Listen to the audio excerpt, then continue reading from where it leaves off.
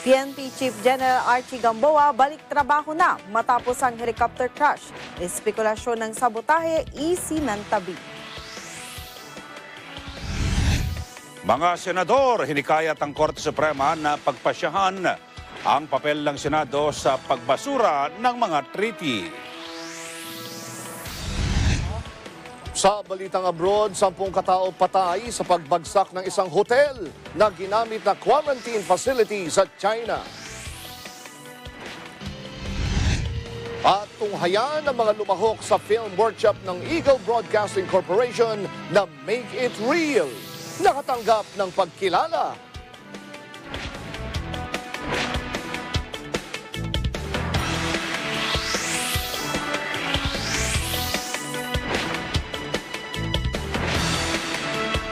Magandang gabi, Pilipinas! Tayo po'y sa bayan na napapakinggan sa DCEC Radyo Agila 1062 sa Mega Manila at sa ating mga Radyo Agila Provincial Relay Station sa mga lungsod ng Dagupan, Lucena, Cebu at Davao. Sa detalye ng ating mga balita.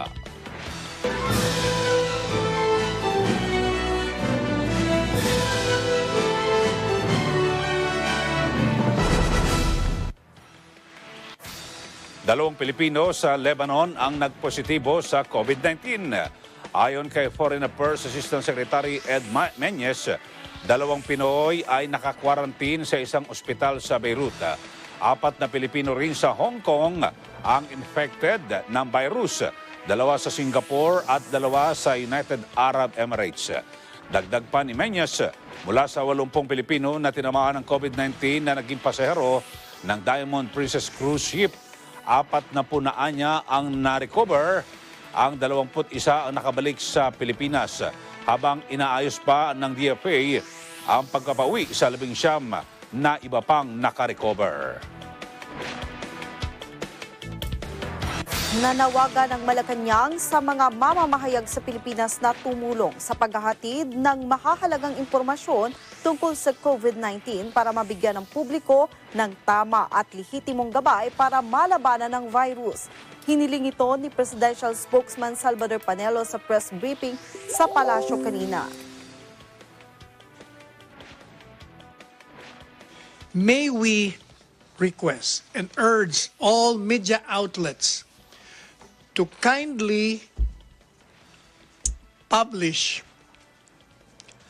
all the statements made by Secretary Duque and all the bulletins issued by it so that our countrymen will know how to react on the present crisis.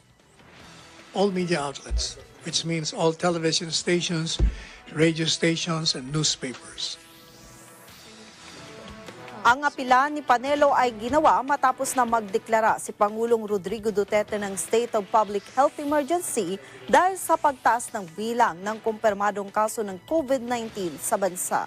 Samantala, sa pagpupulong kasama si Presidential Communications Secretary Martin Andanar, sumang-ayon ang mga opisyal ng kapisanan ng mga broadcaster ng Pilipinas na i-ere ang COVID-19 infomercials at public service announcement ng gobyerno sa radyo at telebisyon.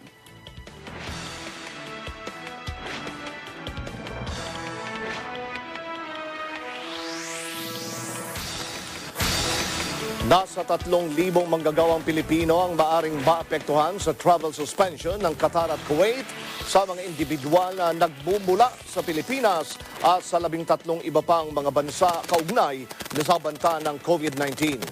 Ayon kay Philippine Overseas Employment Administration Head Bernard Olalia, sa ngayon, anya ay hindi muna makakapunta sa Kuwait at Qatar ang mga OFWs. Kada araw anya ay daan-daang OFWs ang umaalis sa bansa at kung ikukumpara ang datos mula Enero hanggang Pebrero noong nakaraang taon, ay nasa mahigit 2,000 hanggang 3,000 ang maapektuhan ng temporary suspension ng pagpasok sa dalawang bansa. Magkakaloob naman ng ahensya maging ang Department of Labor and Employment at Overseas Workers Welfare Administration ng tulong sa mga apektadong OFWs sa pamamagitan ng livelihood programs. Ipinagpaliban ng Commission on Elections o COMELEC ang nagpapatuloy na voters registration sa buong bansa. Ayon kay COMELEC spokesperson James Jimenez, kasunod ito ng lumalawak na banta ng Coronavirus Disease 2019. Sinabi ni Jimenez na ang suspension ng voters registration ay simula bukas Marso 10 hanggang Marso 31 ng taon. Pinapayuhan naman ng COMELEC ang publiko na limitahan ang kanilang exposure sa mga posibleng apektado ng COVID-19. Ang voters registration ay tatagal hanggang sa Oktubre 31, 2021. Abangan, pagbuwag sa Visiting Forces Agreement, formal ng kwestiyon sa Korte Suprema. At PNP Chief Archie Gamboa, balik trabaho na matapos ang helicopter crash. Yan at iba pang pumapagaspas na balita sa pagbabalik ng Mata ng Agila.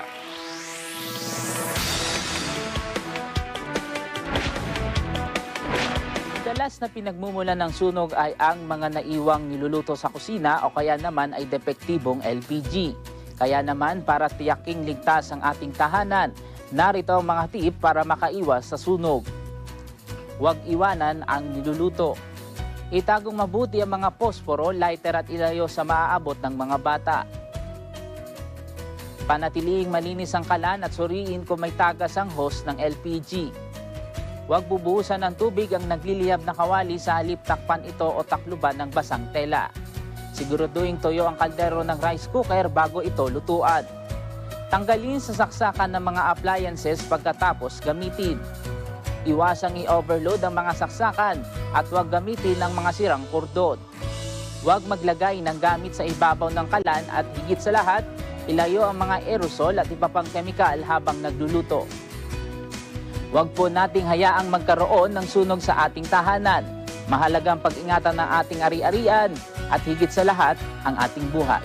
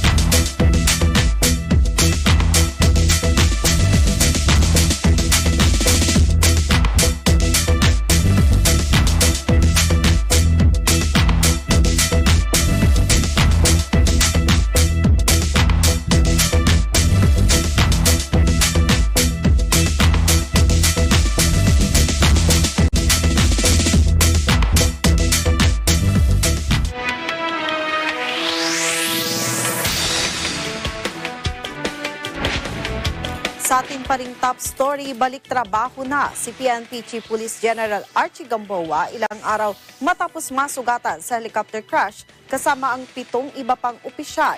Pinawi naman ni General Gamboa ang mga espekulasyon na may nangyaring sabotahe kaya nangyari ang aksidente. Ang detalye sa report ni Mar Gabriel.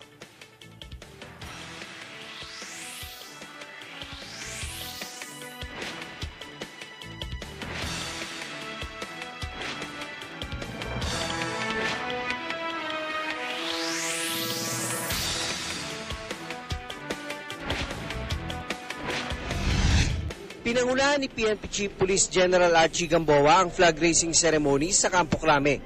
Balik trabaho ang general, ilang araw matapos masugatan kasama ng 7 iba pang opisyal sa helicopter crash sa San Pedro, Laguna noong Huwebes. Sa harap ng mga pulis, pinawi ng general ang mga espekulasyon na sabotahe ang nangyari sa kanila. Kumbinsido siya na aksidente at walang may kagustuhan sa nangyari. Personally, convinced ako, nandun ako sa loob ng helicopter. Nobody in his right mind, even what kind of interest he has in his mind, would do that. So that's why ang general term lang na aksidente is hindi yun sinadya ng kahit sino naman siguro dun sa involved. Bukod kay Gamboa, nakalabas na rin sa ospital noong Biyernes ang kanyang aide na si Captain Kevin Gayramara, habang noong Sabado ng hapon naman na-discharge si Brigadier General Bernard Banac. Patuloy namang inoobserbahan at sumasa ilalim sa ilang pagsusuri ang 2 piloto at ang flight crew sa St. Luke's Medical Center. Nananatili naman sa kritikal na kondisyon sina Major General Mariel Magaway at Major General Jovic Ramos. Pero ayon kay Gamboa, patuloy na nag-i-improve ang kondisyon ng dalawang opisyal na kapwa na sa intensive care unit ng Asian Medical Center.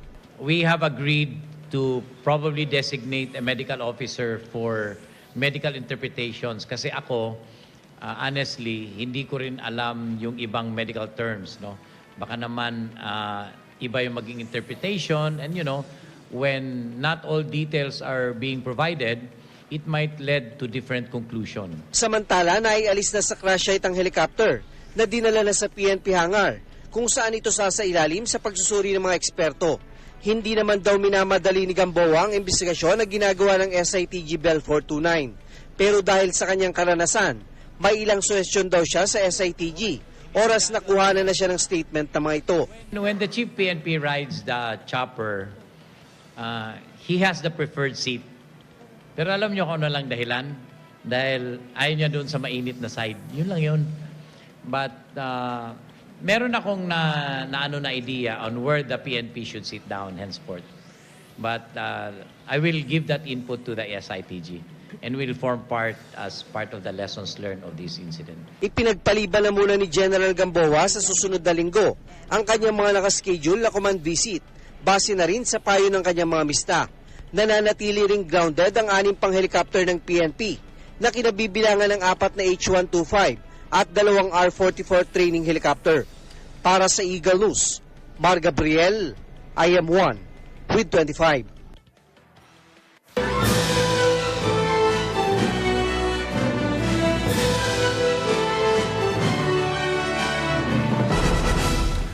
Naniniwala ang World Health Organization na kayang makontrol ang pagkalat ng COVID-19 at mapigilan itong maging global pandemic. Sa kabila ito ng pagtaas pa ng bilang ng mga tinatamaan ng sakit at pagdami ng mga naaapektuhang bansa. Sa briefing sa Malacanang, sinabi ni Dr. Rabindra Abeyasinghe, WHO representative sa Pilipinas, kinakailangan lamang maipatupad ang mitigating measures para maiwasan ang pagkalat ng virus gaya ng social distancing at proper hygiene. Ayon kay Dr. Rabi, kinikilala ng WHO ang excellent na trabaho ng Department of Health sa surveillance at risk assessment. Kasabay nito, pinapayuhan ng WHO ang mga may respiratory symptoms na iwasan ang pumasok sa trabaho o klase at pagpunta sa mga pampublikong lugar. 22 bagong kaso ng nasawi dahil sa COVID-19 ang naitala sa China. Ito na ang pinakamababang bilang na naitala sa mainland China mula noong Enero. Ayon sa National Health Commission, mayroon namang 40 bagong kaso ng COVID-19 sa China na karamihan ay mula sa Hubei province.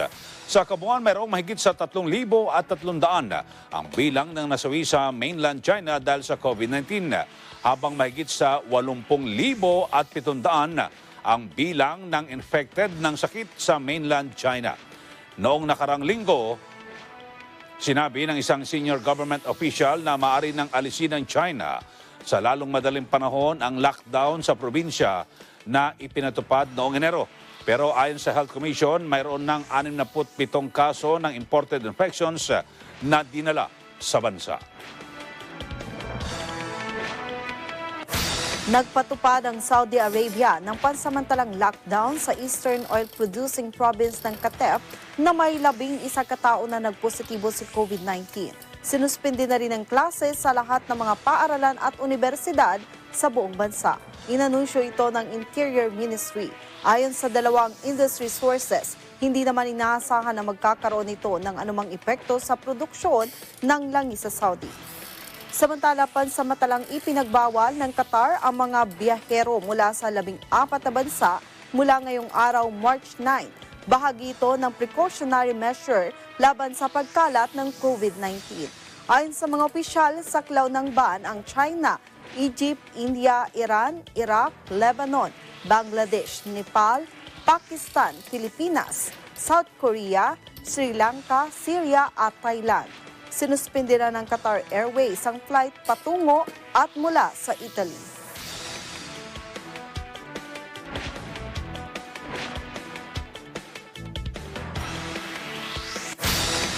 Pansamantalang ipinagbabawal ng Cook Islands ang mga biyahero mula sa Pilipinas dahil sa banta ng COVID-19.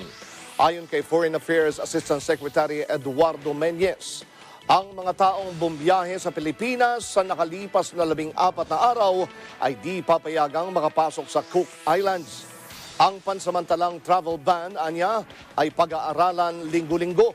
Bukod sa Cook Islands, nagpatupad din ng travel restrictions sa mga biyaherong mula sa Pilipinas, ang Kuwait, Saudi Arabia at Qatar.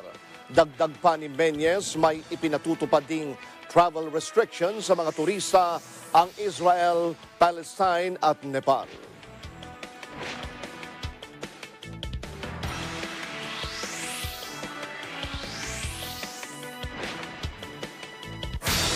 Abangan, paperless system sa Bureau of Customs muling isinusulong. Ang detalye sa pagbabalik ng Mata ng Agila.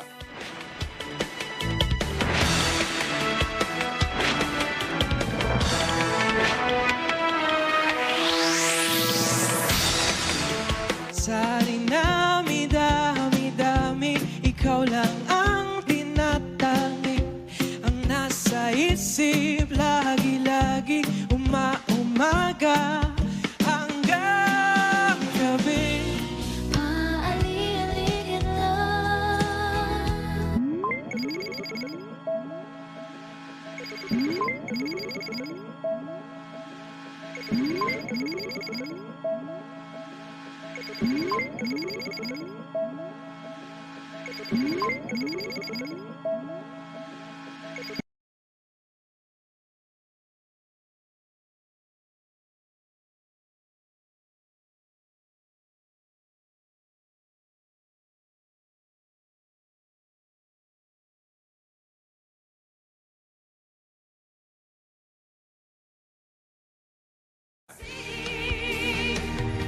Cause anything is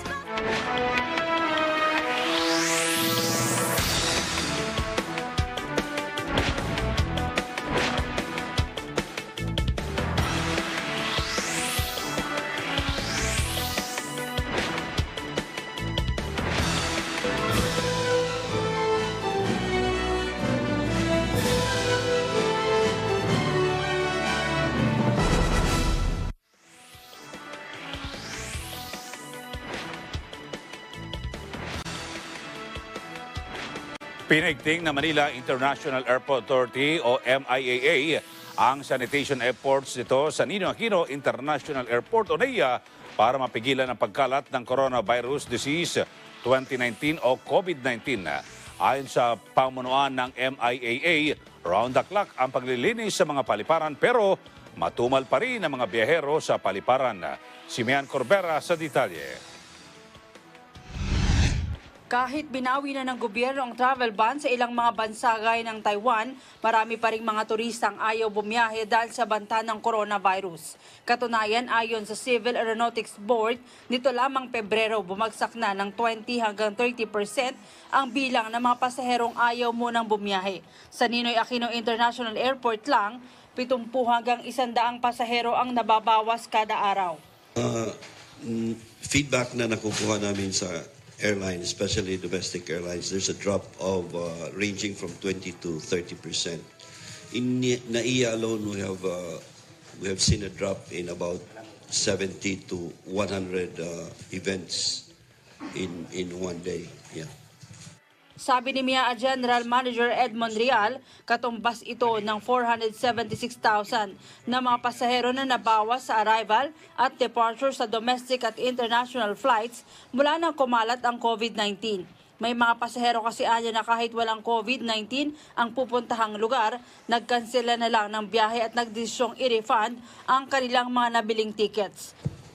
For the figures for Manila, we keep on tracking the statistics, meaning the figures.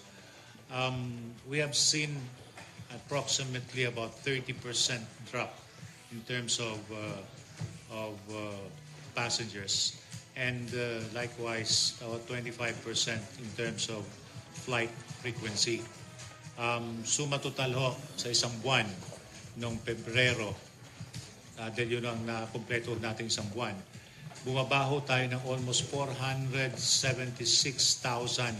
passengers sa ating paliparan. Isa sa nakikitang solusyon ngayon ng gobyerno, ipagpaliban muna ang paniningil ng take-off, landing at parking fee sa mga local airline companies sa NAIA at lahat ng domestic airports. Batay na rin ito sa direktiba ni Transportation Secretary Arturo Togade para tulungan ang mga apektado ng COVID-19. Makakadagdag daw ito para maibsan ang gastusin ng mga airline company habang bagsak ang tourism industry. Sa NAIA pa lamang aabot na sa 53 million ang take-off, landing at parking fee habang 13 million naman sa mga domestic airports kada buwan. Na hanggat nandyan po ang COVID, ipapatok natin yan. But that is going to be reviewed every so often para humalin. Hindi ho to discount, hindi po ito waiver of charges, but deferment lang po ng charges, ng payment ho. Okay, pag-uusapan namin ng mga airlines dahil hindi natin na alam na bukas wala na akong bad. So I'm sure there will be time for us to revisit, evaluate on how this will be, recovered. Bukod sa pagpapaliban ng mga bayarin, may mga hakbang na rin ang DOTR para tulungan ang pagbagsak ng airline at tourism industry. Kasama na rito ang promotions ng domestic tourist destinations at 4-day work week sa kanilang mga empleyado. Aminado ang mga opisyal ng gobyerno na matatagalan bago tuluyang makarecover. Ang mga naluging kumpanya depende pa sa magiging lawak ng pinsala ng virus. To encourage local tourism na magkaroon ho tayo ng mga destinasyon na pwede ho ilipad nila anytime that they want to. Dahil sa ngayon ho, kukunti lang ho ang mga flights natin. So mayroon ho kayo mga bakanteng slots.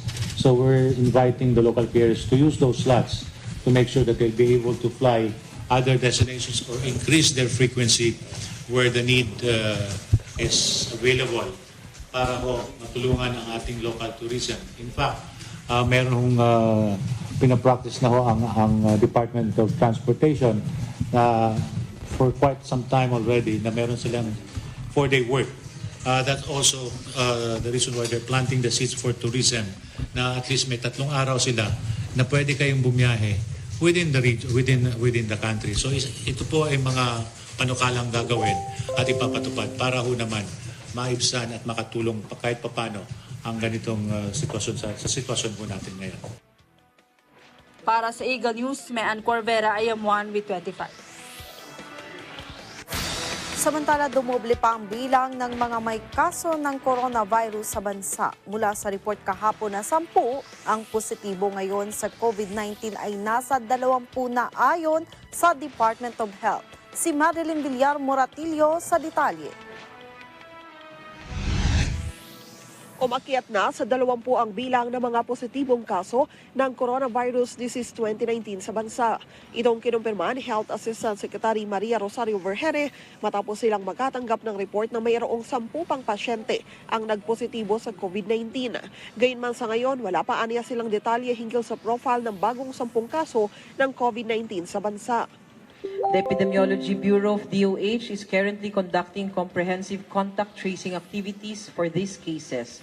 DOH is also currently in coordination with concerned local government units and centers for health development for localized response and implementation of infection prevention and control measures. DOH has deployed additional surveillance teams. Sa ngayon, nakakalat na aniya ang iba pang team ng Epidemiology Bureau ng Department of Health para mahanap ang mga posibleng nakasalumuha ng mga bagong kaso ng COVID-19.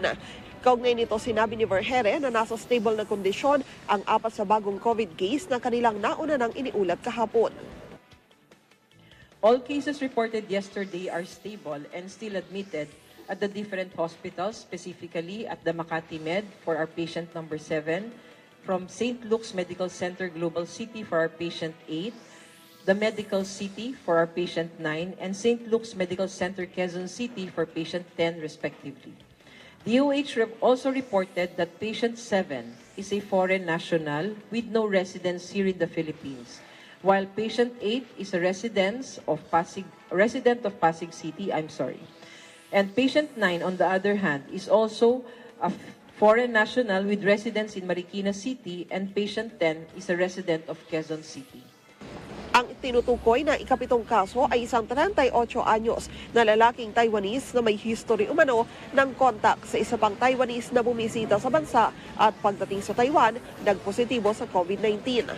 Ang ikapitong kaso na ito, wala umanong biyahe sa labas ng bansa. Ang ikawalong kaso naman na ito ay isang 32 anyos na Pinoy at merong travel history sa Japan sa nakalipas na 14 na araw. Habang ang ikasyam na kaso ay isang 86 anyos na lalaking Amerikano na mayroong pre-existing hypertension at travel history sa Amerika at South Korea. Ang ikasampung kaso, isang 57 anyos na Pinoy na walang biyahe sa labas ng bansa pero sinasabi na nagkaroon umano ng kontak sa isang pasyente na nagpositibo sa COVID-19. Samantala, inihayag ni Vergere na bagamat guarded, stable naman ang kondisyon ngayon ng 62 anyos na una nang naitalang local case ng COVID-19. Matatandaan na nitong weekend, una nang naiulat na nasa critical na sitwasyon ang nasabing pasyente.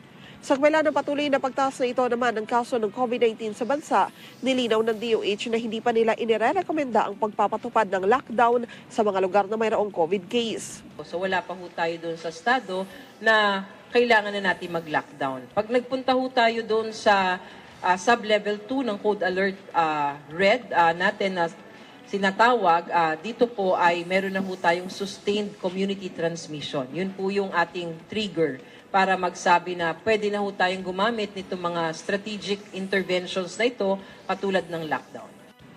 Muli namang nagpaalala ang DOH sa publiko na huwag magpanik kung makaramdam ng kahalintulad na sintomas ng COVID-19. Ang lagi ho nating tatandaan, ganun pa rin ho ang susundin natin na criteria based on our decision tool. Kung ikaw ay may simptomas na related sa COVID-19, plus may history po kayo ng travel to affected areas or those with local transmission, plus or exposure to a positive case. So halimbawa po, ako po ay pumunta sa isang bansa na may local transmission, o umuwi po ako dito tapos nakakaramdam ako ng simptomas related to COVID-19, pupunta ako sa ospital, itetest nila ako kasi pumasok ako dun sa criteria. Or halimbawa, ako ay naging kaopisina ng isang may positibong kaso at I have direct interaction with him, tapos nag-exhibit ako ng signs and symptoms, pag pumunta ako sa ospital, ako'y itetest nila, nag-qualify ako sa criteria. Ngunit, yung mga tao na nakakaramdam ng parang tinatrangkaso sila, or nakakaramdam ng simptomas related to COVID-19 pero walang history ng travel sa ibang mga bansa na may localized transmission o di kaya walang history of known exposure to those positive cases, ay hindi kailangang mabahala. Mababa ang risk nyo. Ang kailangan lang gawin, mag-monitor sa bahay ng kanilang mga simptomas. Pag nag-progress ang kanilang sakit, tumawag sa kanilang doktor o di kaya magpatingin. Para sa Eagle News, Madeline Villar Moratillo, I'm one with 25. Binatikos ng mga senador ang Department of Health sa mabagal na paglalabas ng impormasyon ukol sa COVID-19. Bukod dito, ang kawalan ng paghahanda sa local transmission ng COVID-19, kaya naman lumilikha ito ng panik sa publiko. Nagbabalik si Ben Corvera sa detalye. Nangangamba ang mga senador na mas lumawak at dumami pa ang posibleng mahawahan ng coronavirus disease sa Pilipinas. Ito'y dahil sa kabagalan ng Department of Health sa paglalabas ng impormasyon at kawalan ng paghahanda sa local transmission ng COVID-19. Sa pagdinig ng Senate Committee on Economic Affairs, inalam ng mga senador ang lawak ng epekto sa ekonomiya ng virus. Pero nadismaya ang mga mambabatas dahil hindi magkakatugma ang datos at mga pahayag ng DOH sa isyu ng COVID-19 dahilan kaya lumilikha ito ng panig. Dahil kasi ang naririnig po natin kay Secretary Duque at sa iba pang mga kinatawan ng Department of Health, iba-iba at hindi magkatugma. Medyo nalilito na yung taong bayan. Kung talaga bang may face mask, walang face mask, maghugas ng kamay, mag-alcohol, lumabas, pinagbabawalan, hindi pinagbabawalan. Ano ba talaga, sister? Kinastigo ng mga senador ang DOH dahil tila nawawalan umano ng kumpiyansa ang publiko dahil sa mabagal na information dissemination. Dismayado si Senador Nancy Binay dahil mas nauuna pa niya ang kumpirmasyon sa mga Viber group o ilang kumpanya bago maglabas ng anunsyo ang DOH.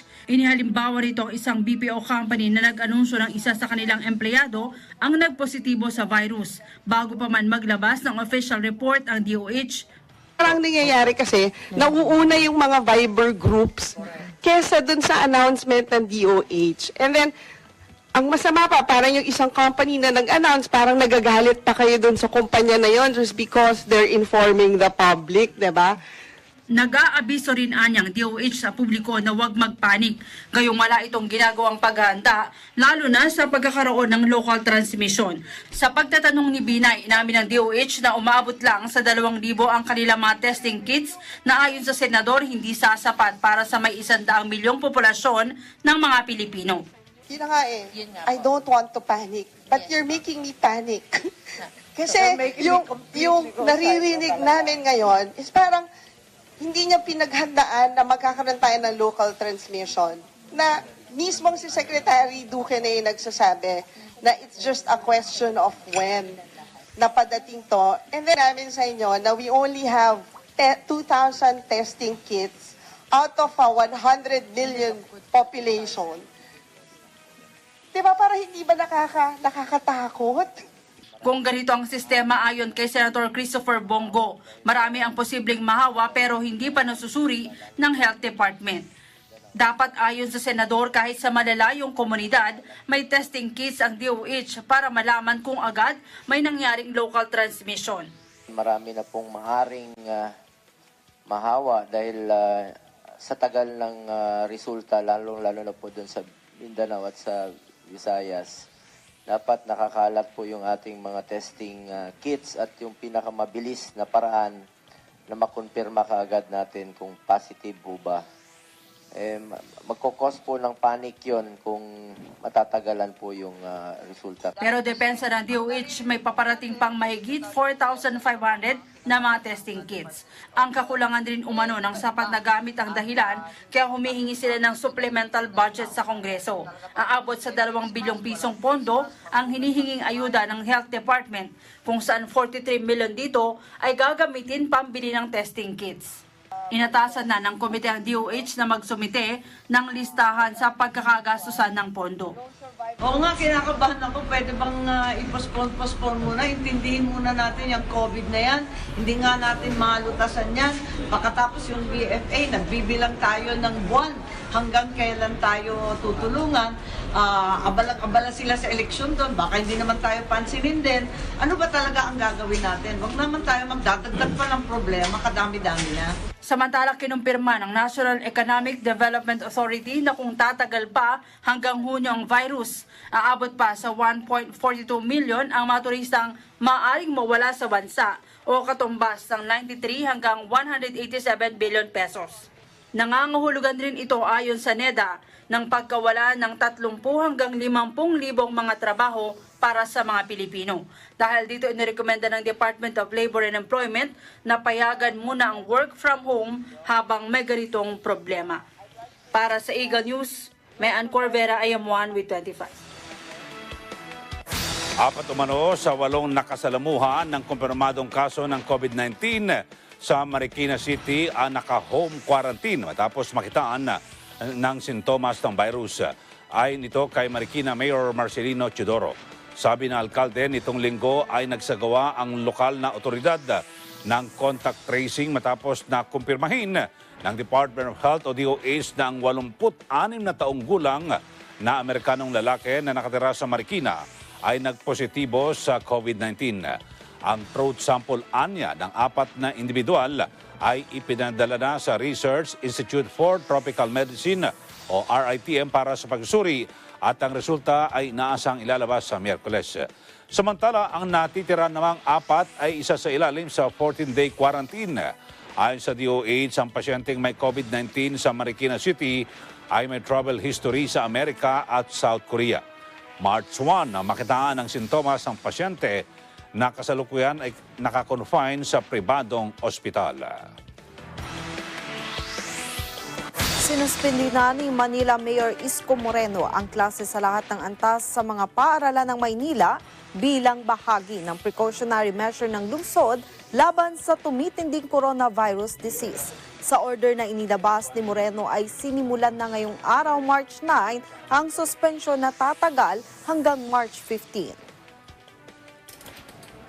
Kasi sa sinabi ng DOH, ang inyong pod ay nagdideklara na ng walang pasok simula March 15, March 9 to up to March 15. Isang linggo po tayo na pasok muna sa buong Maynila, private and public. O pwede ay bakasyon kayo po ay mag-disinfect ng inyong mga eskwela. Let's take this opportunity to clean our environment within our respective institution. Sa kasalukuyang datos ay nakapagtala na ng 10 kumpirmadong kaso ng COVID-19 ng bansa, kabilang na ang kaso ng local transmission. Samantala, kaugnay pa rin sa COVID-19 ay nagsuspindi na rin ng klase sa lahat ng antas ang iba pang lungsod sa Metro Manila at Calabarzon gaya ng mga sumusunod. Sa Metro Manila, suspendido ang klase sa Caloocan City all levels mula March 10 to 11, Marikina City all levels mula March 9 to 11 at Pasay City all levels mula March 9 to 10. Habang sa Calabarzon at Cainta Rizal all levels mula March 9 at 10. Pabor naman si Health Secretary Francisco Duque III na dapat umanong sundin ang ipatutupad na class suspension ng alingmang local government units para sa kapakanan ng publiko.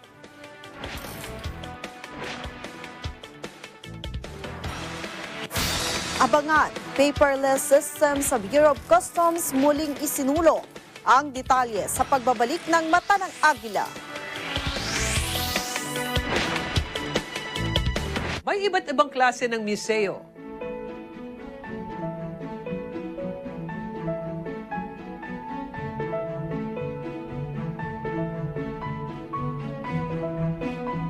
Ang mga museo ay institution na naatasang mangolekta, magpakita at mangalaga ng mga artifacts na mahalaga sa kasaysayan at ibahagi ang cultural at natural heritage. Sa pagbisita sa museo, lumalawak ang iyong kaalaman. Kaya naman dapat itong tangkilikin at pahalagahan.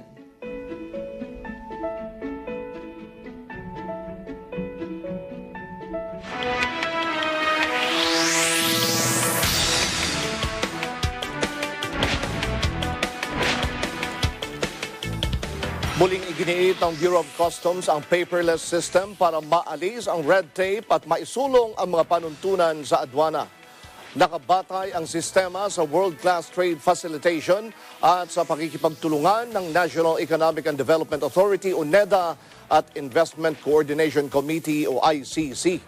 Nitong Marso 6, nakipagpulong ang mga tauhan ng NEDA at ICC sa BOC para plantsahin ang Customs Modernization Project.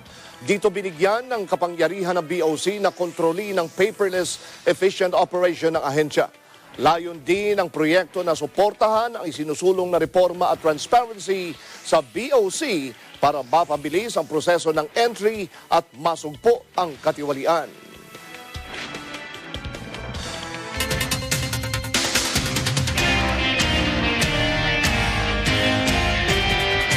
Mga pekeng sigarilyo at mga makina na ginamit sa paggawa nito na kumpiska na mga otoridad sa mga delivery close ban na inabandona sa barangay Bagalupa at barangay Lantian sa bayan ng Labangan, Zamboanga del Sur. May detalye si Ferdinand Libor. Nakumpiska ng mga otoridad ang mga piking sigarilyo at mga makina na ginamit sa paggawa nito mula sa mga delivery close van at twing van na inabandona sa barangay Bagalupa at barangay Lantian na pawang sakop sa bayan ng Labangan, probinsya sa Zamboanga del Sur. Ayon kay Attorney Moises Tamayo, Regional Director ng National Bureau of Investigation Region 9, ito umano ay follow-up operation nila matapos mabisto ang paggawaan ng piking sigarilyo sa bayan ng Dinas. So nakita nyo naman, pinalitan nila ng plate number yon, ano? Ang original nito is CAY 1620, pinalitan nila. Ito yung reason kung bakit nagkaroon sila ng initial moving violation. Lalo kami nagsuspect with the help of PNP Zamboanga del Sur. And nung binuksan natin to, nagkaroon tayo ng pagkakataon makita na tatlong complete set na naman to ng cigarette making machine. Sa unang operasyon, nakumpiska nila ang inabandona na isang delivery wing van sa barangay Bagalupa kung saan ang kanila itong buksan.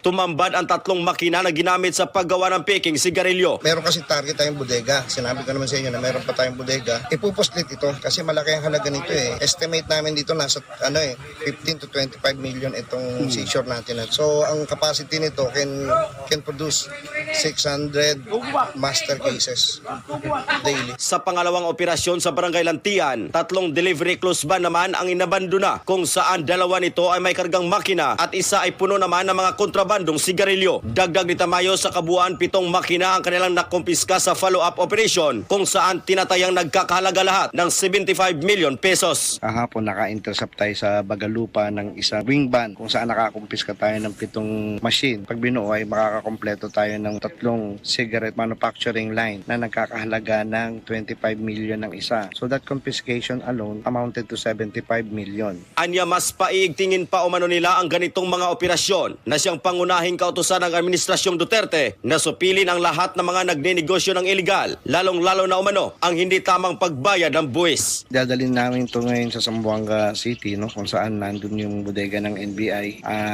Dodokumentohan natin at magbaback tracing tayo dito kung saan bagaling itong mga makina na to kasi very unusual bakit nagkalat itong mga cigarette making machine dito sa Zamboanga del Sur. Mula rito sa Zamboanga del Sur, para sa Agilus, Ferdinand Libor, I am Juan, with 25. Bureau of Fire Protection ng Usami City nagsagawa ng art contest. May detalye si Eagle News correspondent Lia Marmi Bazar.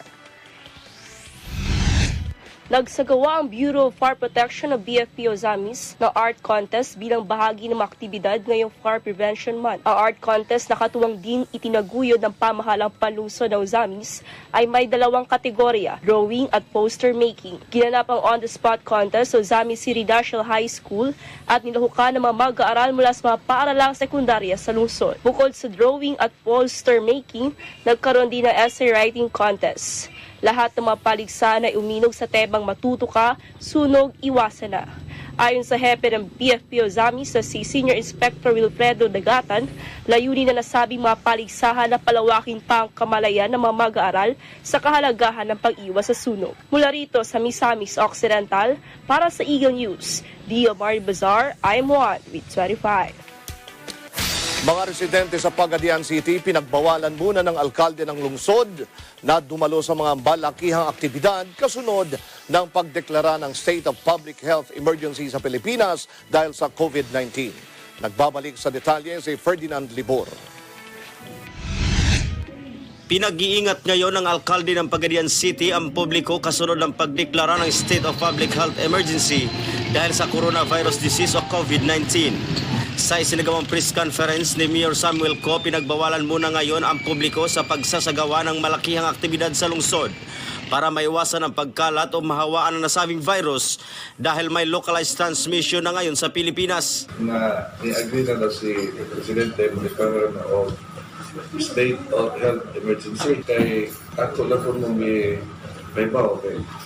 Kasi niya may mga measures na ilahan ng ipatuman sa atua. Dagdag ni Ko, bagaman wala pang naitalang kaso sa Pagadian City, pero kakausapin naman niya ang DILG na kakansilahin na ang mga nakatalagang assembly sa bawat barangay sa lungsod.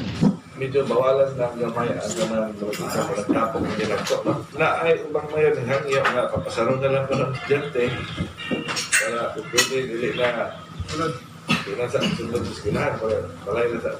Anya, maglalagay rin sila ng health workers sa paliparan at integrated bus terminal na magbabantay at magmumonitor sa mga taong pumapasok sa lungsod. May barangay asemblea, bukan ng barangay, ako mag-istoryahan si LG Parok kung ipadayan na natin ng barangay asemblea. Abiso naman ng Pagadian City Health Office na palagiing palakasin ang immunity system at laging maghugas ng kamay. Kung may kilalang galing sa mga bansang infected ng virus, agad i-report sa pinakamalapit na health facilities para agad masiyasat sa mga nakatalagang health workers. Sa ito pag Kung na ito yung history yun, katulo na ni sa Migawas, no? Itong SARS, coronavirus na ito.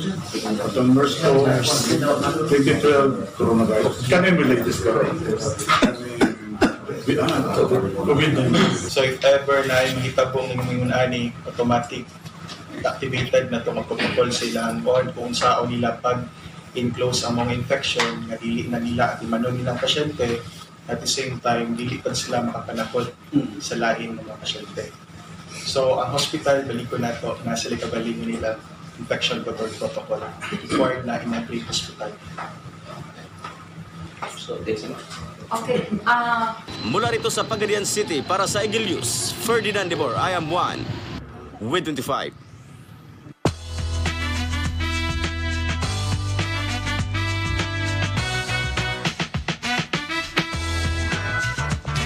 Narito na ang latest sa mundo ng entertainment. Ginawaran ng parangalang iba't ibang mga produksyon na lumahok sa film workshop ng Eagle Broadcasting Corporation na Make It Real dahil sa kanilang mga nabuong short films. Marami sa mga lumahok ay unang beses na nakagawa ng short films, kaya nagpapasalamat sila dahil marami silang natutunan. Sir Erlo Bringas sa detalye.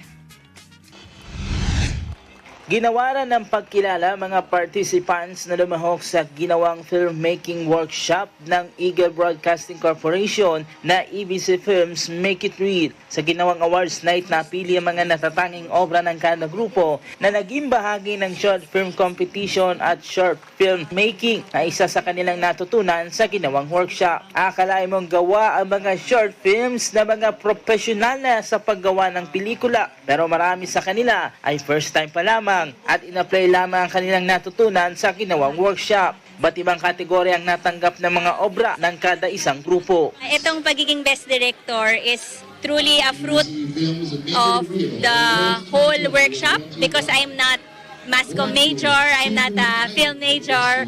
So talagang fruit of what we have learned through the workshop. Kasi po kaya lang naman po nagkaroon ng ganitong natanggap na award kasi po masarap pong i-direct yung buong team. Sila nagtulong-tulong po kami. Hindi lang po siya gawa ng iisang tao. Sobrang saya ko po na naging part po ako ng Make It Real at makagawa po ng isang pelikula na hindi lang basta pelikula kundi nakakapagturo ng mga values po sa lahat po na makapapanood po nito. Sa totoo lang, ang director namin isang teacher. Pero ako dahil dito, lagi na ako dito sa EBC as talent. Pero dahil ay kahit na matagal na ako dito, nagpapasako pa rin ako sa kanya. Yun ang talagang dapat kailangan yung mababa ang loob. Sa kabila man ng ilang araw na workshop at shoot, tila mas na-challenge sa mga kalahok para makabuo agad ng isang short film. Pero dahil anila dito ay nagpapasalamat sila dahil natutunan nila na sa ganitong profesyon ay kailangan ng isang dedikasyon para mapagtagumpayan ng isang proyekto, lalo na sa pamamagitan ng pagtutulungan ng isang team. Minsan po ay nabibigyan naman kami ng pagkakataon na makagawa, makaproduce po ng mga short films ng mga ilang pelikula po. Pero iba po ang karanasan ngayon sa Make It Real. Ang paggawa po namin ng short film. From the workshops po hanggang sa 2-day guerrilla filmmaking na ginawa po namin. Kakaiba po yung experience. Totoo po that naging magkaka-close po kami magkakasama. First time ko lang ito, no? Hindi ko rin na sukat akalain na makakasali ako doon sa pagiging actor nila. Kumbaga, supporting actor. Ayon kay Direk Carlo Cuevas ng EBC Films at ang bumuo ng Make It Real workshop, sa kabila ng short time lamang sa pagbuo ng short film ng mga kalahok ay namangha sila sa mga lumahok dahil naging maganda ang resulta ng kanilang pagtuturo sa mga ito. Nagulat din kami dun sa mga naging output kasi yung pelikula ginawa nila with limited time and resources. So parang yung mga short film na ginawa nila para siyang recital. So lahat na natutunan nila dito, tapos ginawa lang nila yun within around 30 hours. Tapos ayun, sobrang limited yung cast, sobrang limited yung location pero na-execute nila ng maayos, maganda. So sobrang nakakatuwa at alam namin na yung susunod nila mga gagawin doon, sigurado mas maganda pa. Nagpapasalamat din ng iba pang lumahok sa Make It Real workshop ng EBC Films dahil sa marami silang natutunan. Marami kaming natutunan, marami pang isinangkap sa amin na mga bagong kaalaman tungkol sa paggawa ng pelikula. So, blessed na din na kami yung unang first batch itong Make It Real. Kaya kinakampay namin kung magkakaroon pa to ng season 2 ay sana makasama pa namin yung mas marami pa kaming makasama dito. From the directing, yung sa scriptwriting, pati po sa acting workshop na isinagawa, yung po yung in-apply namin. So definitely, sulit na sulit po talaga. Actually, parang bitin pa nga yung 8 days namin ng workshop. Yun, sana sa mga aspiring pa na matuto sa directing, acting, scriptwriting, sali po kayo sa next season ng Make It Real. Ang ABC Films ay movie production arm ng Eagle Broadcasting Corporation na naglalayo na makapag-promote at makapaggawa ng mga Christian value films na mapapakinabangan ng marami. Nakilalang ABC Films dahil sa mga pelikula nito katulad na lamang ng Guerrero. Kagaya ng goal nitong Make It Real to discover and to create mga filmmakers and actors na makakatulong sa mga susunod na projects ng EBC Films. Isa na dyan yung Happy ang Buhay Season 4 and then yung next full-length film ng EBC. Ayun, kukuha kami from dito sa mga aspirants nang makakatulong namin. And kami na nag-organize ito, parang hindi namin in-expect na magiging ganito yung outcome nung project and nung event. So, ayun, salamat sa lahat ng umattend at salamat sa buong team na tumulong para magawang possible itong event. Para sa Eagle News, Arvin Ringas, I'm 1 with 25. Ang iba pa nating entertainment news, abangan sa aking pagbabalik. Abangan! Tree at flower planting isinagawa sa Island Garden City ng Samal. At palarong pambansa 2020, ipinagpaliban ng DepEd ang mga balitang yan sa pagbabalik ng Mata ng Agila.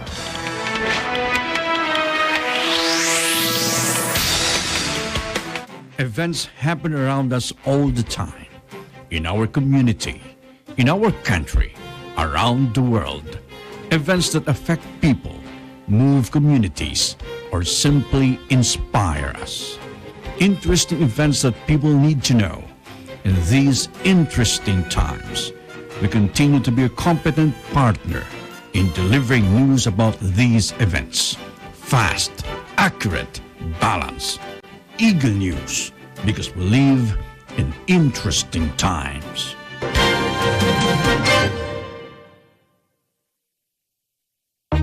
Mga isyung panlipunan.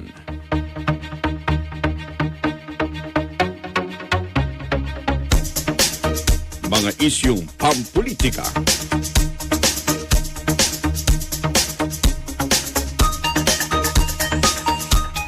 Tatalakayin, lilinawin, kasama ang mga batikang komentarista, Congressman Dante Marcoleta at Jed Sobartiaga sa Ganang Mamamayan. Lunes hanggang Biyernes, alas 8 hanggang alas 9 ng umaga.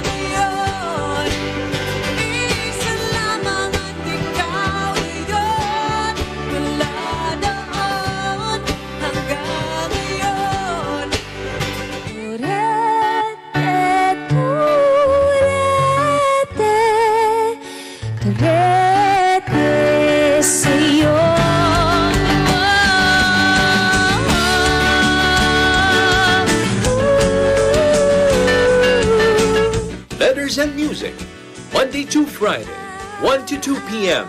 Only here on Net 25.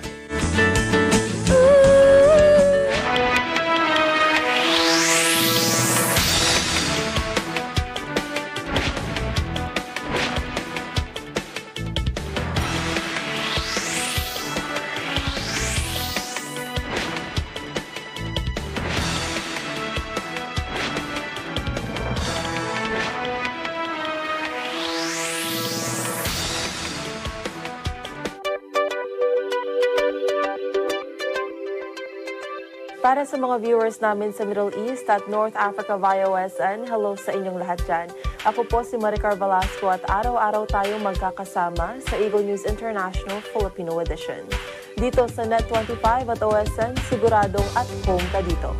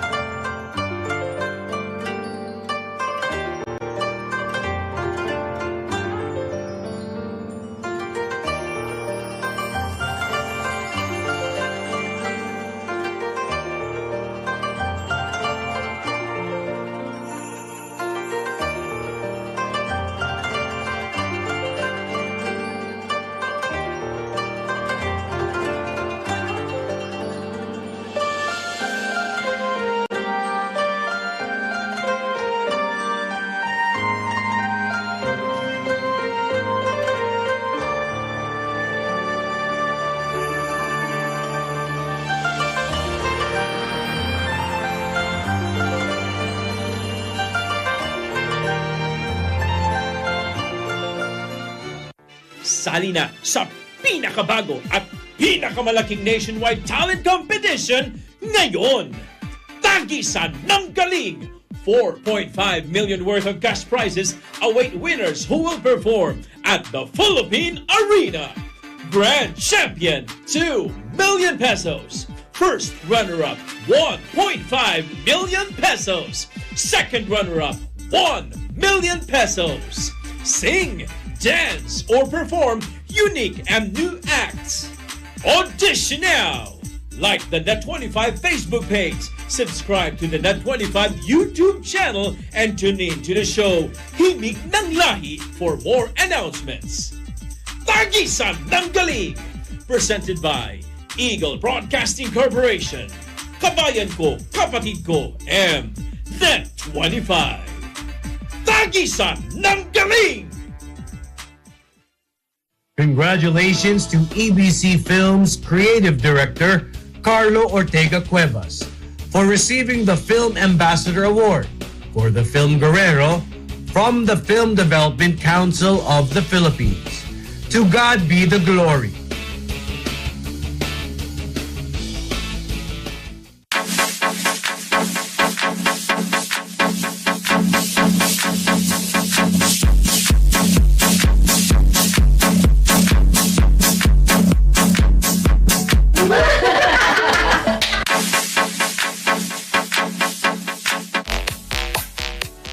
Going live with Shani Lazaro, Saturdays, 10 a.m. on Net25. Innovation, digital disruption, globalization. Startups, micro, small, and medium enterprises, as well as large corporations, all face interesting challenges in the market today. Peek into the world of exciting opportunities and partnerships to drive growth with the latest business news and information. We are open for business. Join the conversations to create a more vibrant environment for entrepreneurship. Catch Open for Business every Saturday from 5 to 6 p.m. Open for Business, from vision to action. We are living during the most extraordinary time in human history. All transport will go fully electric. Es wird eine völlig neue Mobilität geben, meine Damen und Herren. Rev, the new auto show on DW. Getting you into gear on cutting-edge developments. Wasserstofferzeugung braucht Energie. We focus on green technology. Das Auto ist im Betrieb absolut emissionsfrei. And also feature head-to-heads. And the latest launches. Das Fahrgefühl war gut, er lässt sich sehr gut fahren, er liegt sehr gut auf der Straße. And mobility stories from around the world. Mercedes depuis 2005.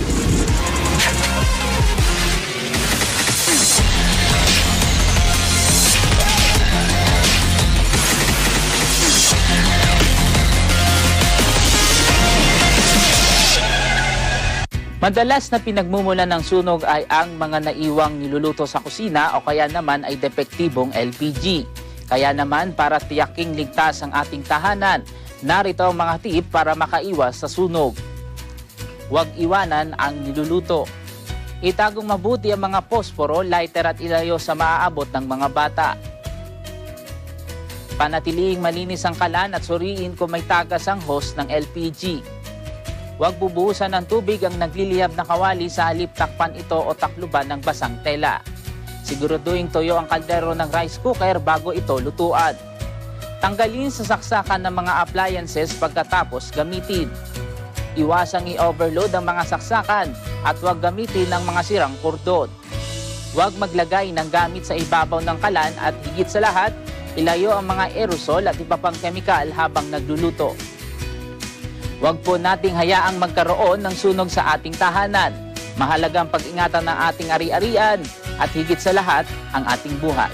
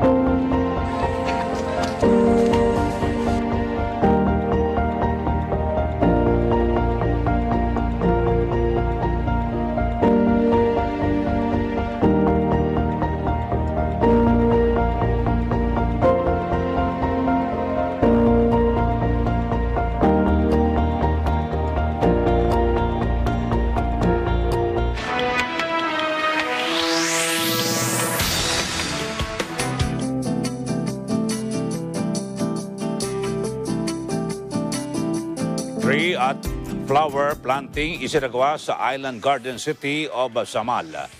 Ito ay may temang tanong para sa kinaiyahan.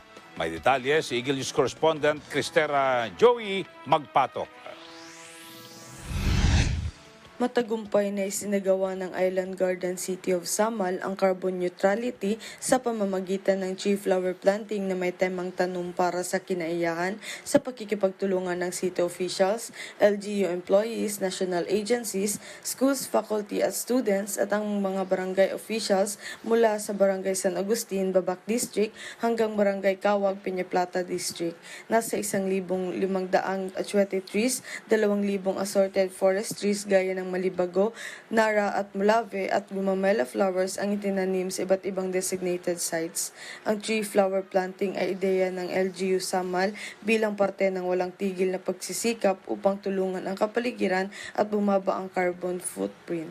Mula dito sa Davao City para sa Eagle News, Cristera Joy Magpatok, I'm on Youth 25.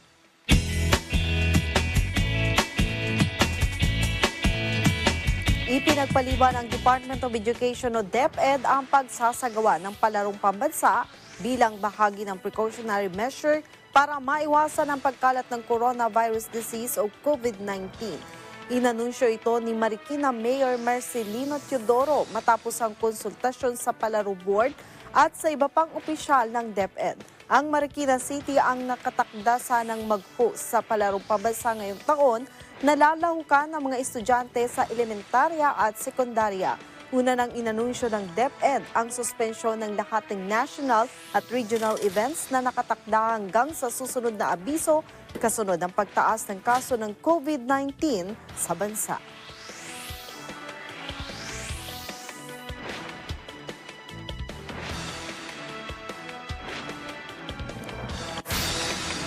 Nanawagan ng isang senador na tapusin na ng maaga ang school year 2019-2020. Ito ay dahil sa pangamba ng pagkalat ng coronavirus 2019. Sinabi ni Senador Juan Miguel Zubiri, hindi maaaring maging mabagal ang gobyerno sa pagtugon sa pagkalat ng nasabing sakit. Magagamit din ang panahon sa pagdi-disinfect ng mga paaralan sa bansa. Bunsod nito, hinimok nito ang lahat na magkaroon ng proactive approach sa sakit.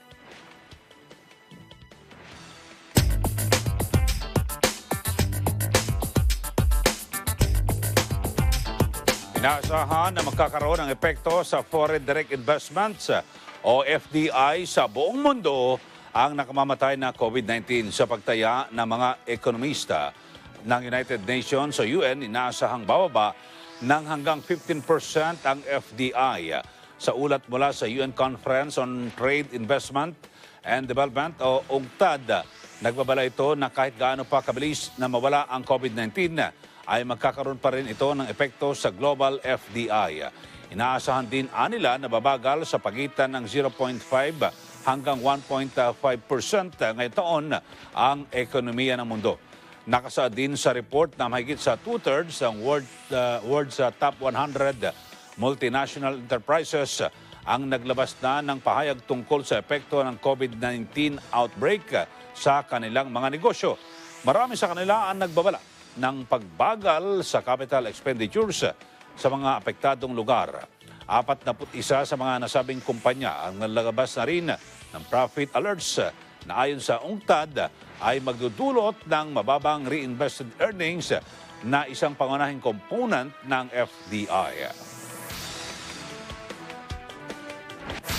Bumagsak ang stock ng bansa ngayong araw dahil sa banta ng outbreak ng coronavirus disease. Sa datos ng Philippine Stock Exchange, nasa 5.65% ang kanilang naitala na may katumbas na 382.52 points.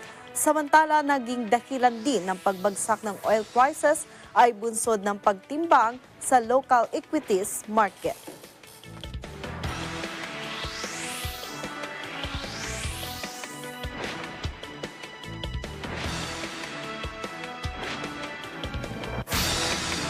Muling magpapatupad ng bawas presyo sa mga produktong petrolyo simula bukas, March 10.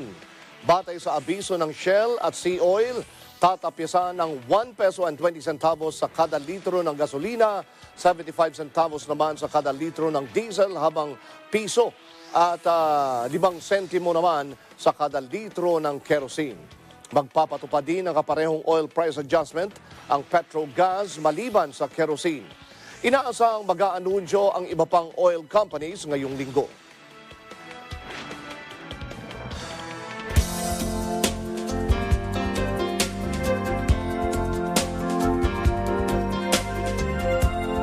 Isinagawa sa New Era University ang Russian Film Festival.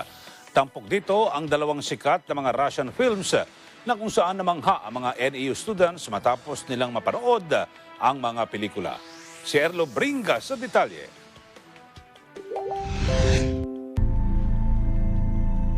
Сколько немцев, товарищ лейтенант? По данным разведки, не менее роты. Пехоты? Танков.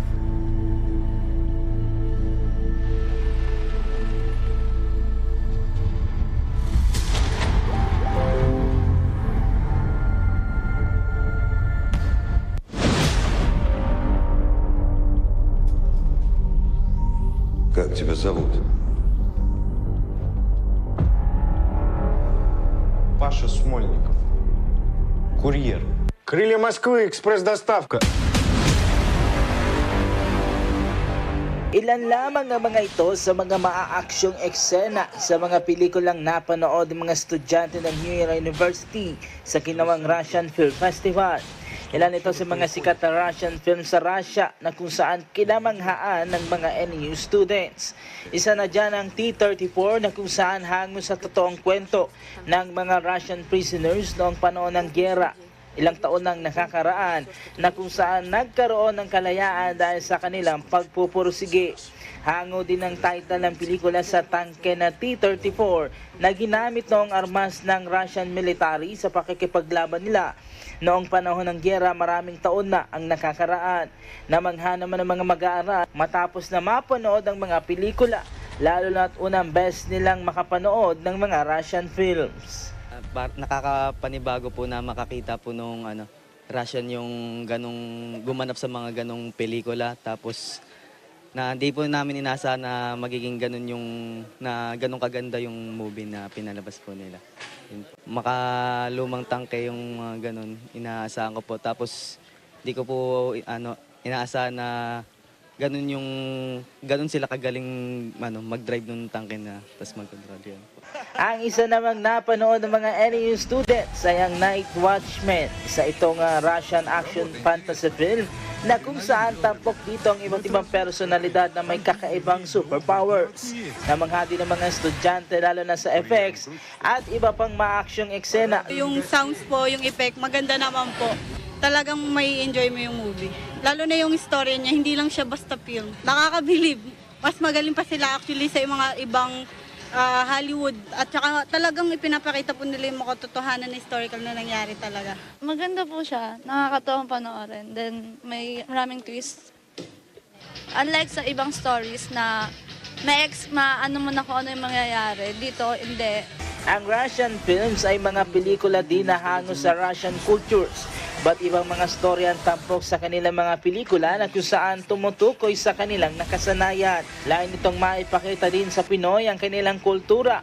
At higit sa lahat, makatulong na mapalakas ang pakikipagkaibigan ng bansang Russia at ng Pilipinas.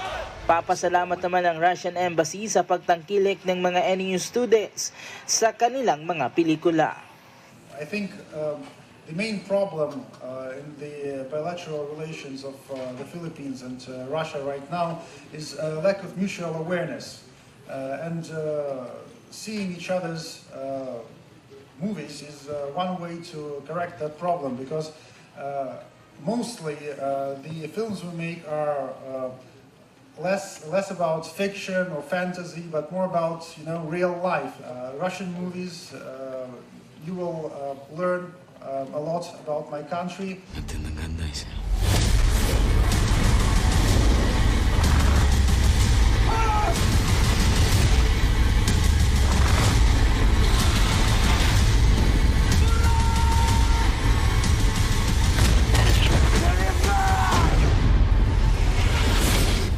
Какая-то вампиры, ведьмы, оборотни, я вот не верю. Курьером круче, что ли? Порадуем гостей.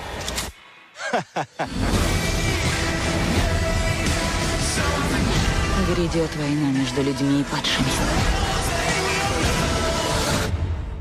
Какое место в ней займешь ты?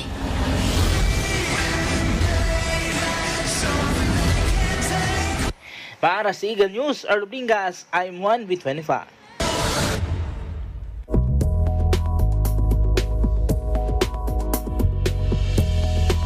Walang anumang weather system na nakakaapekto ngayon sa bansa. Gayunman, ayon sa Pag-asa, buong bansa na ang apektado ng easterlies.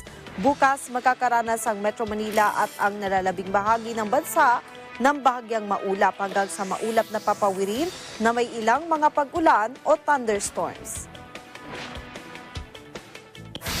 Abangan, 10 katao patay sa pagbagsak ng isang hotel na ginamit na quarantine facility sa China.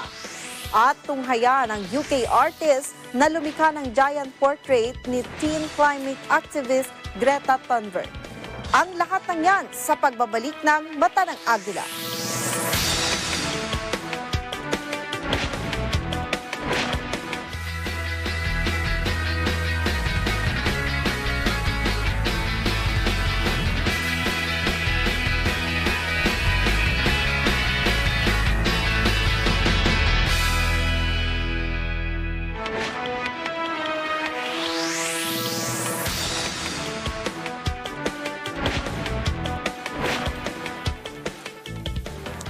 Formal ng kinwestiyon sa Korte Suprema ang pagbuwag sa Visiting Forces Agreement.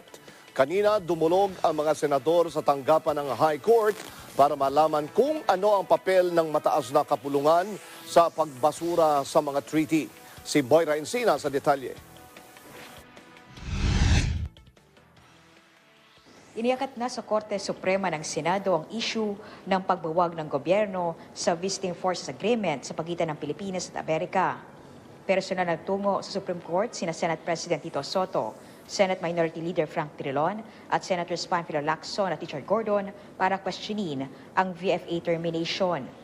Sa kanilang petition for declaratory relief and mandamus, pinapalinan ng mga senador sa Korte Suprema kung kinakailangan pa ba ng concurrence ng 2/3 ng miyembro ng Senado ang pagbasura sa VFA sa ilalim sa ligang batas. Partikular hiniling ng mga senador sa Supreme Court na kilalarin ang kanilang petisyon at ideklara na kailangan ng pag-aproba ng mga senador ang pagbasura sa mga tratado o international agreements. Hinimok din ng mga senador ng SC na mag-issue ito ng kautusan sa mga respondents na i-refer o i-forward sa Senado ang notice of withdrawal sa VFA para ito ay mapuputuhan ng mga senador. Respondent sa petisyon, sina Executive Secretary Salvador Metaldea at Foreign Affairs Secretary Teddy Boy Locsin.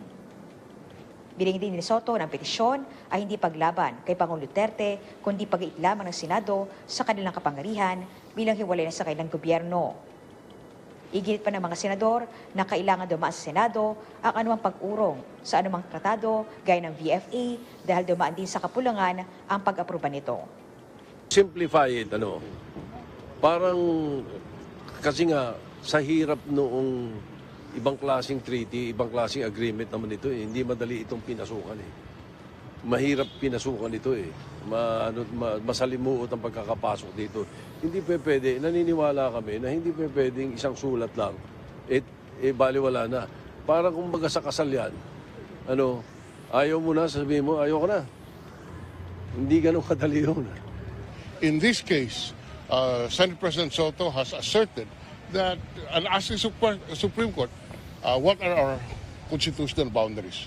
And if our constitutional boundary says that the President, that the Senate should be consulted, then the prayer is, please ask the executive to send the termination to the Senate for its concurrence. So mahalaga ito para sa ating bansa because makikita nyo ngayon, yung tatlong hanay ng gobyerno, executive, legislative at saka judicial, ay magkikita-kita ngayon sa pulong na ito. At ang mangyayari, magkakaroon ng kalinawan kung ano ang hangganan ng powers ng Presidente at ano ang hangganan ng Senado. Para sa Eagle News, Moirang C9 125. Sa ibang balita, posible raw na magkaroon ng malawakang brownout sa Iloilo dahil sa illegal na pag-takeover ng More Electric and Power Corporation sa mga pasilidad ng PECO. Babala ito ng Panay Electric Company. Si Madeline Villar Moratillo sa detalye.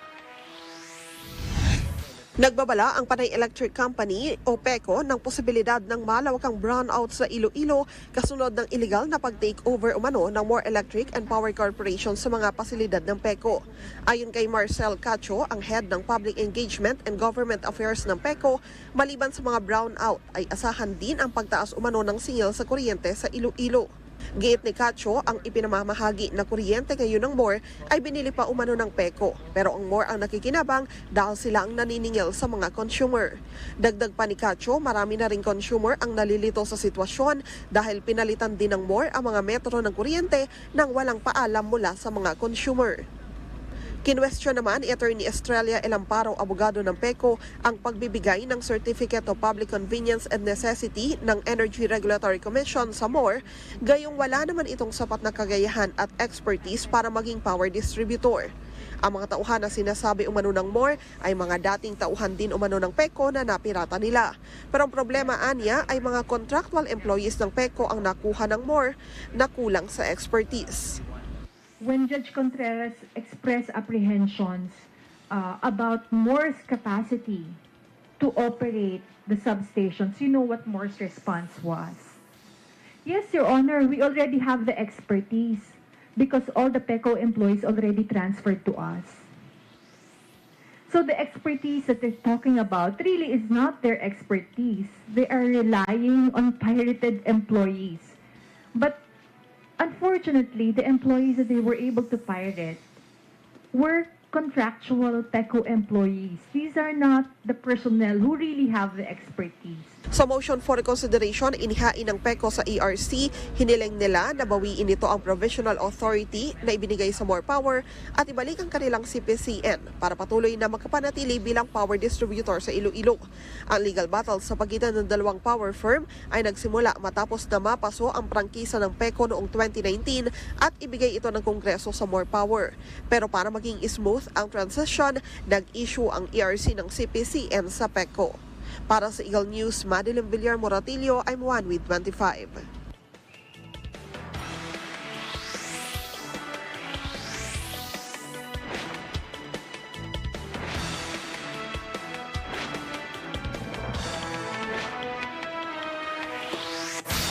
Sa iba pang top story, formal nang idiniklara ni Pangulong Duterte ang State of Public Health Emergency sa buong bansa dahil sa banta ng coronavirus 19.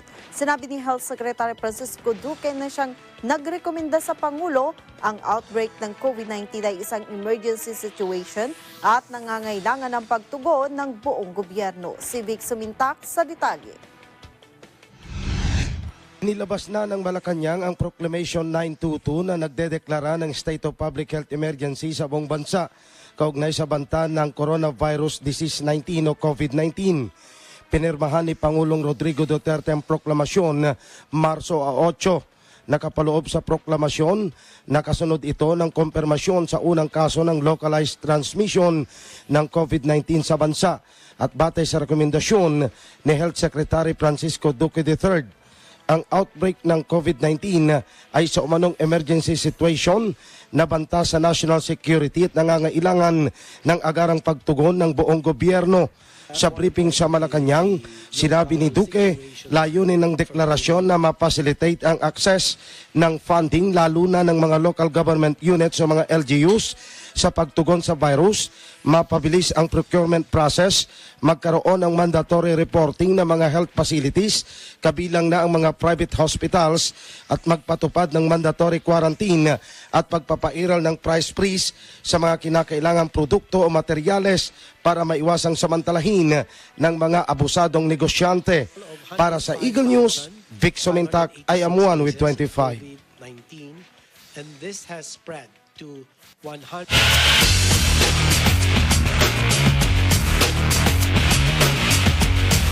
Pasok na sa 2020 Tokyo Olympics ang Filipino boxer na si Yumir Marcial.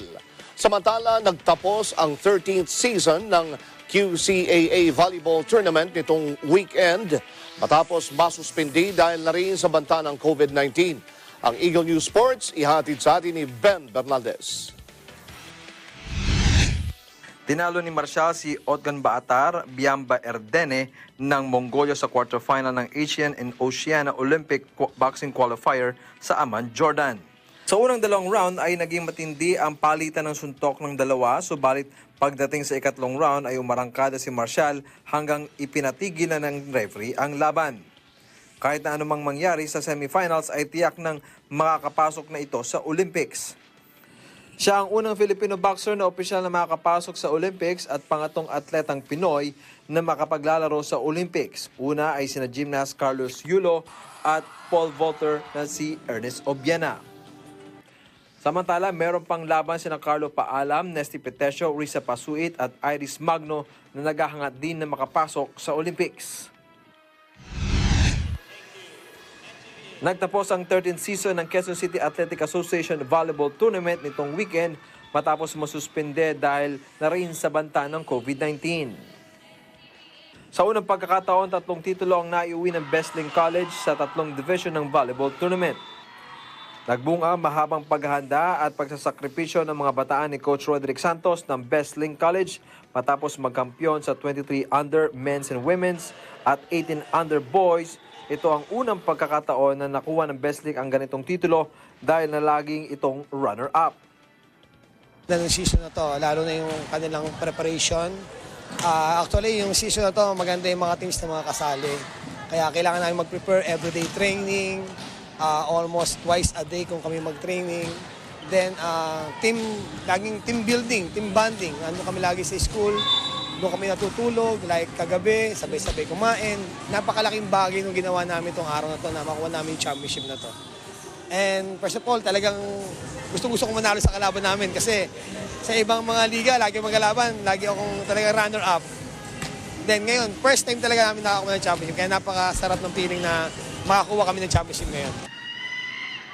Sa unang laban, tinalo ng Bestling ang St. Patrick's School of Novaliches sa 4-1 sa score na 25-21, 25-27, 25-17, 22-25 at 15-8. Sa 18 under boys volleyball competitive naman, naiuwi ni Abelino Tabayanan ng Bestling ang finals MVP.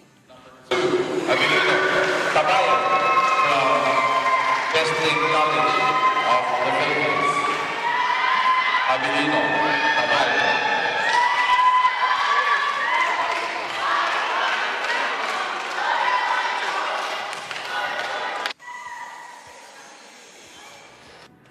Sa 18 under boys developmental, nasungkit ng Hope Integrated School ang panalo sa 4 na sets sa score 25-17, 25-20, 20-25, 25-21. Tinanghalaman na season at finals MVP si Michael Lubiano ng Hope Integrated School. Sa 23 under women's volleyball, naging mahigpit ang labanan ng NCBA at Bestlink na umabot pa sa 5th set. Nakuha ng Bestlink girls ang momentum sa 5th set at di na hinayaang makadikit pa ang NCBA na number 1 seed. Nakuha nila ang score na 22-25, 25-18, 18-25, 25-22 at 15-10. Naiuwi naman ni Lisa Amiano ng Bestlink ang finals MVP matapos magtala ito ng 19 points. Sa totoo lang po talaga nahirapan po kami kasi lagi po namin sila nakakalaban sa championship pero ngayon nakuha po namin yung matagal na po namin inaasam. So malaking preparation po yung ginawa namin, malaking pagsisikap. At sa huli sa 23 under boys, di na pinaporma ng Bestlink boys ang NCBA at tinapos ang laban sa 4 sets sa score na 25-21, 23-25, 25-23, 25-21. Binigyan din ni Coach Lemuel kung bakit patuloy na lumalaki ang QCAA at maraming schools ang sumasali rito. Simple lang. Ang sabi nga nila, puso, passion. I established this league para lang makatulong. It's social obligation, magkaroon ng scholarship, may pasok, then makagraduate, then be a responsible citizen of the country. Ito yung ginawa namin through passion. Hindi namin iisip ang pera, kung anong meron sa amin, yun lang sa amin. Kasi itong liga ito is more on social obligation just to establish the kids to have a better future.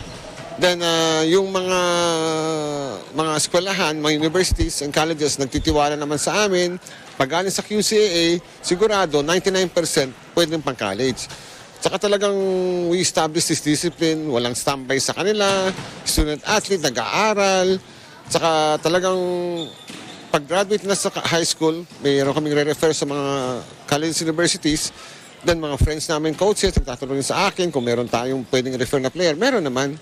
Taon-taon may napupuntang, hindi na si Zero QCA mag-refer ng player from basketball, volleyball, swimming, badminton. Name the sports, meron po tayong naibibigay.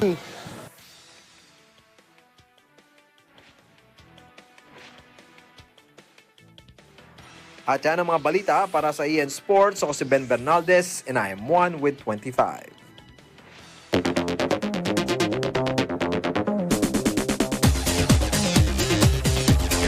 Sa ating news abroad, patay ang 10 katao sa pagbagsak ng isang hotel na ginamit na isang quarantine facility sa China. Sa isang video na kumakalat sa internet, wala pang isang segundo nang bumigay ang kabuuan ng hotel. Renovation ng unang palabag ng gusali ang nakikitang dahilan ng mga otoridad ng pagbagsak nito. Nasa 48 naman ang nailabas ng mga rescuer sa lugar habang 9 naman ang naitakas ang kanilang sarili mula sa insidente. Habang nasa 58 ang kabuuan ng tao na naka-quarantine sa gusali.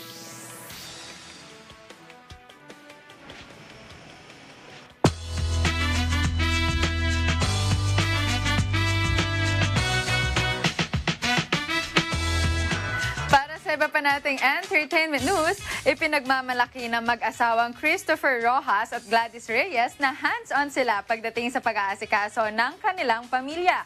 Inilunsad na din ng mag-asawa ang kanilang bagong negosyo. Narito ang aking report. 27 taon na narating ng togetherness ng mag-asawang Gladys Reyes at Christopher Rojas.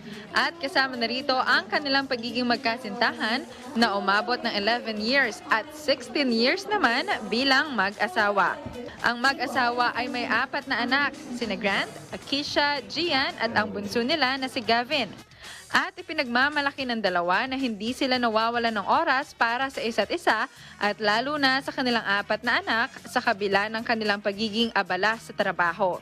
Binuksan na din ng mag-asawa ang kanilang bagong negosyo para na din sa kapakanan ng kanilang pamilya. Kailangan never-ending yung pag-venture namin sa business because as they all know, no, we have 4 kids and at the same time, bonding na rin namin to as husband and wife, yung being in the same business. Ito naman, this time catering, hindi lang showbiz.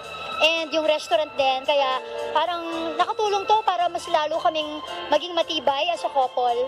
Pinaplano lang namin na, syempre, hingin mo muna sa taas yan. Pag para sa'yo. So, wala, naniniwala lang siguro rin ako na kung isipin mo to para sa estado namin, 4 anak namin, busy siya sa showbiz. So, mahirap, pero gaya na sabi ko, hiningi naman namin to sa taas. So, awa na Diyos, binigay naman sa amin. Ayon kay Christopher, dito magagamit niya ang tinapos na Culinary Arts sa International School for Culinary Arts and Hotel Management.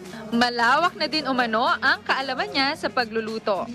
Nagtatrabaho ang Tor sa mga hotel at restaurant sa France bago nagdesisyong bumalik sa Pilipinas at simulan na dito ang kanilang business. Nag-start to nung may restaurant, nagka-restaurant kami. Naisip ko, marami akong mga kaibigan na hindi nakakapunta dahil malayo kami. So parang kung hindi nila matikman yung food ko, daling ko na lang sa kanila. So doon pumasok sa isip ko yung catering. Then, ayun, from there, prinadya ko, natapos naman namin. Then, prinisinta ko sa kanya, okay naman yung idea. Then, nagkasundo kami na ituloy. Here it is. At syempre, hindi niya umano magagawa ito kung hindi sa tulong ng butihin at mapagmahal niyang asawa. Sa lahat ng mga biyaya na nakakamit ng kanilang pamilya, lubos ang pagpapasalamat ng mag-asawa sa lahat ng mga tumutulong at sumusuporta sa kanila. We really chose this date, February 02, 2020, kasi we're thinking na, syempre, parang magandang date siya, memorable for us, and it's the first, kumbaga yung may represent namin sa public ang Someru. Yeah, so we're grateful na lahat po ng mga tao na gusto namin na makasama on this event ay nandito lahat, dumating sila. Tulad nga ng kaibigan ng mag-asawa na si Donita Rose at Cormy Martin na dumalo pa sa launching ng kanilang business. Congratulations po sa inyong dalawa. I love you guys so much. You guys are like family to me. And all of your successes are my successes. So congratulations guys, and I can't wait to try the food. Patuloy din ang pagsasahim papawid ng celebrity talk show ni Gladys dito sa Net25 na Moments. Nasa kasalukuyan ay nasa ika-13 taon na. Hangad ng aktres na mas marami pa siyang ma-feature na meaningful at inspiring stories sa kanyang programa na tunay na mapapakinabangan ng mga makakapanood nito.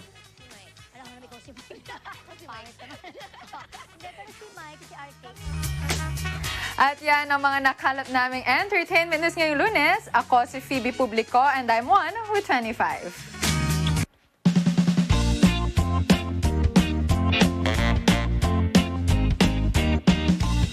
Bilang paggunita sa International Women's Day ay isang giant masterpiece ang nilikha ng isang local artist na nakilalang si Jamie Wildley sa England.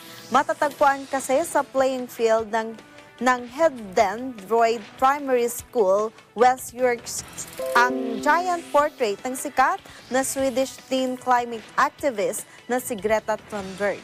Tinatayang nasa 60 meters o 196 feet ang laki ng nasabing portrait at gumugol umano ng 4 na araw ang artist bago ito matapos.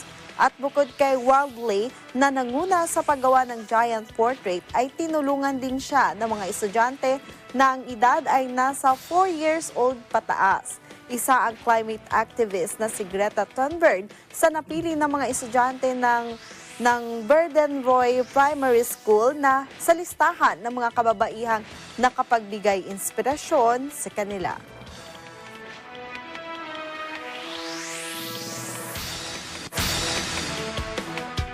At sumanyo kabuuan ng mga balita dito po sa mata ng Agila. Samantala, sundan ang iba pang balita sa Eagle News Service. Sundan kami sa Facebook, Twitter, Instagram at YouTube at gamitin ang aming hashtag Eagle News. Bisitahin din ang aming website, eaglenews.ph. Panoorin ang mata ng Agila at iba pang mga programa ng Eagle News sa eaglenewslive.com. Para sa mga bago at patas na balita mula rito sa bansa at iba't ibang panig ng mundo, ito ang mata ng Agila. Ako po si Eli Saludar. Ako po si Mario Choa. At ako naman si Sam Cepeda. Maraming salamat sa inyong pagsubaybay. Magandang gabi. We are one with 25.